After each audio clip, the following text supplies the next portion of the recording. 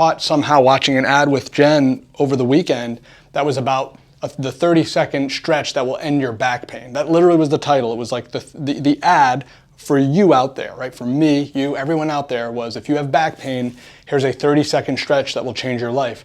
I swear to God, that was followed by a 20-minute ad campaign. I don't know who on earth would ever actually watch the whole thing through, except we did to see what they were selling, which were DVDs that were a series of DVDs for Act Now $9.99. And the sick part was about it is they kept saying healing, and they said no more chiropractor, and no more therapy, and no surgery, and no drugs, and all this stuff.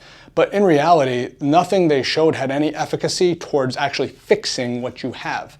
And by what I say fixing what you have, I mean they literally were saying back pain. There is a lot of people out there right now advertising how they will fix back pain. And the reality is, nobody's fixing back pain. The only one that can fix back pain, depending on the level of back pain and the reason you're even having back pain to begin with, is you out there can help manage your back pain or eradicate your back pain symptoms by being proactive and doing these stability training or mobility training and range of motion training, whether it's stretching or just resistance training, building resiliency through stimulation. That's a whole other thing.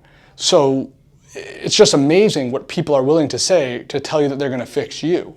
The second part of this video I wanted to say is, for those of you that know me, you know that I have sort of the inside scoop on what happens when it comes to like medical intervention and insurance reimbursements. It's because my wife is a nurse practitioner who works in an integrated clinic, and between the hospital settings and where she is now as a primary care provider, it's just incredible what insurances are doing to not pay. Now we've all sort of maybe known that a little bit, but if you didn't, think of when you pay for health care, which is actually reactive sick care, they will charge you an incredible premium to then only give you a subtle discount before these other entities give you bills for the difference of what the insurance won't cover, if they cover it at all. So it's just incredible the gap in terms of what you think you're getting versus what you're actually getting, and then the perception you have about getting well or having health care or health coverage.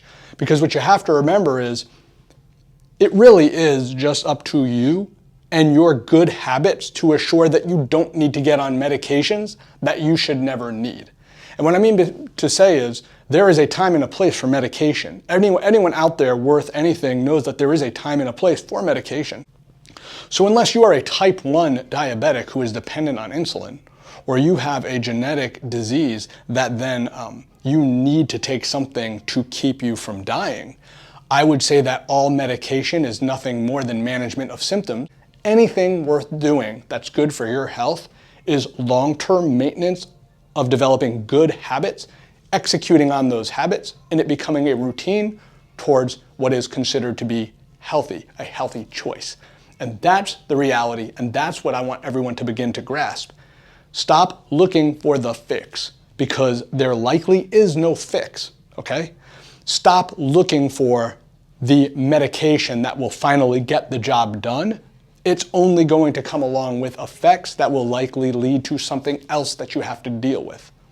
Start looking at yourself for accountability about what we know already exists out there as the right choice, and be prepared to execute on this over and over and over again, and adapt if a diminished return begins to set in by talking to the right people that understand these systems. And that is the reality of health and what health looks like long term. I gotta get to work. Everyone have a wonderful 4th of July and be safe.